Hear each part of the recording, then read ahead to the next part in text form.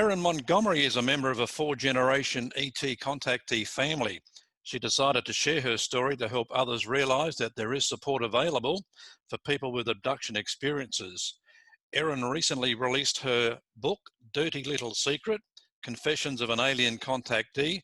And if you're part of a Book of the Month club, this should be your first choice. She joins us now. Hello, Erin. Hi, Dean. Nice to Well, be here. it's been quite a journey for you, so I thought we'd just kick it off and you can just tell us a little bit about your alien contact and how it all started for you. Well, it's an interesting circuitous, I don't even know the word, journey. I started to realize that I had ET experiences when I was in my 20s. However, contact started when I was a small child. The first known memory, the first memory that I had, I was about 4, on a ship, and I was playing on the floor and met a little boy who had walked by. That's about all I remember. But when I was 7 years old, I had an experience that was actually quite traumatizing for me, and that experience there shaped me into the person I am today, which can be skittish, jumpy, all the typical symptoms of PTSD, and they seem to stem from that moment when I was a child. And an interesting thing about that is I remember that in my 20s, like I said, the memories started to come forward. And the things that I was remembering, floating out the door, going onto a ship, and being taken into a room for an examination, was not exactly the same as what was pulled out in a hypnotic regression. So the magic of the human brain to protect itself is just phenomenal. I did have a regression for this experience back in 2015 with Yvonne Smith. She regressed me back to that time because I wanted to stop the traumatic symptoms. I wanted to be able to sleep at night, and I wasn't at that point. I was getting very little sleep, afraid of the dark, had the lights on all the time. But anyways, the memories that I had pulled out on my own in my 20s was floating down the hallways through the living room past my parents who were watching TV. I swear they were watching Dallas, the TV show Dallas, so this was in early 80s. And they told me, well, we never watched Dallas. I'm like, I swear that's what I saw. And then I went out the door and up into a ship. However, in the regression, I was levitated from my bed and then just went through the ceiling. Right. And it was amazing, the sensation of feeling my molecules spread out so that they could pass through the materials in the ceiling, through the wood, through the fiber, all of that stuff. It was, I could feel it, and it was incredible, that experience. Was it painful? No, it was more awe-inspiring. I didn't feel any pain, but I could feel that I was shifting or phasing through this solid material as a non-solid object at that point in time. But as a child, you weren't aware that you were having these experiences? No, I was not.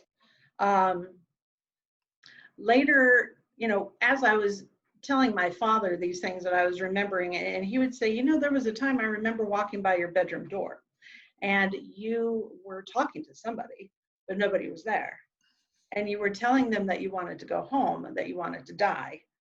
And he said, I had to sit you down as a 9-year-old child with long braids in your hair and explain to you why living on Earth is worthwhile, why you should not kill yourself. And he said it was probably one of the most surreal moments that he had, trying to explain to me as a small child that living here is a good thing. Yeah. Yeah. So when did you actually find out you were part of a 4-generation contactee family? That didn't happen until much later. I was in my 30s. Was I 30? Was I 40? I don't remember, but my late 30s, and I was talking to my aunt shortly before she passed, and she told me about my grandfather, who had an experience back in the 20s, 30s, in Texas, in a town called La Mesa, Texas, where he met my grandmother. They were just courting at the time, and he was walking home. It was after dark. There's no street lamps or street lights at this time.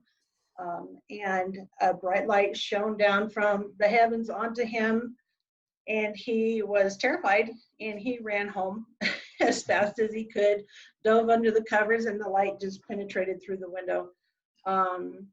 He was sporting a really nasty case of tonsillitis and bronchitis at the time, and when he woke up in the morning, he was completely cured. So that tells me, no, that he had hope with that. My father has revealed that he has seen ships off in the distance. He's never talked about close encounters or anything. My aunt has seen things. I've spoken to all of my cousins on that side of the family, and they have had experiences. Their children have had experiences. My children have had experiences. So that's where I'm saying there's at least 4 generations. Does it go back further?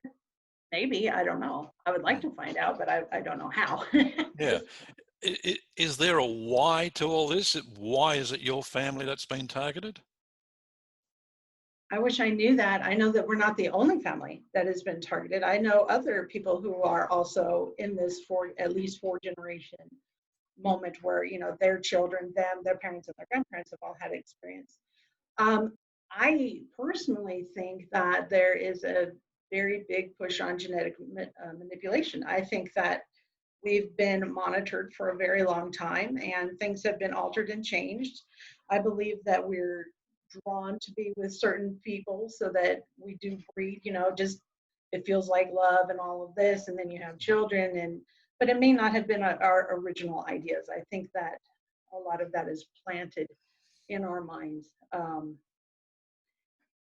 But it happens, and then they're like piecemealing. We want this person to breed with this person so we can have this child with these particular, genetic markers. But I think it also plays into a higher level of genetic manipulation where they are breeding hybrid children through several of these families outside of, just regular human birth cycles. I have 2 physical children. I have 2 beautiful daughters, but I also know I have many, many other children that I see rarely, on occasion, on ship. Right. Do you know what happens to these children, to the hybrids?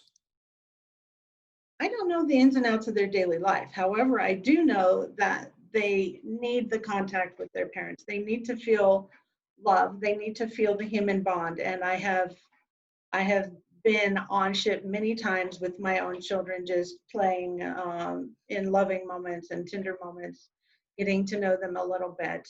But it's just brief. It's brief and not enough. And it also is a very strange disconnect. Like, you're my child, but I don't know you. Feeling there's love, but this disconnect. Like, I get it, but I don't. And it's hard to explain. It's really hard to explain those emotions because they don't really translate into everyday human experience. Like, what do you mean you go on a ship and you're holding a child that's half alien, half human, and Right. what does this mean? Yeah. So, Erin, can you vividly remember yourself being on these ships and interacting with these aliens? Sometimes. More than likely, it feels like a dream. And I wake up and think, oh, okay, so I had a dream that I was with aliens, and this is what happened. And it blends with dream experiences and reality. Like, I remember waking up in a strange room and I felt very bizarre, but I was comforted. And yet when I wake up, I've got marks, either bruises on my thighs, bruises on my arms, needle marks in my chest, as I've had before, and think, oh, okay, that wasn't a dream.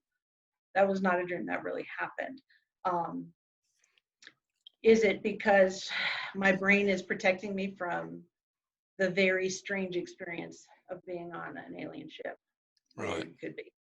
Yeah. Is it them covering up my memories so that I stay calm on ship? That could be as well. Who knows the reasons? But I have had experiences where I was fully awake and aware, and have interacted with them in my house. However, after a while, you do shut down. It's like the brain can't handle it anymore and you just don't remember. Right, right.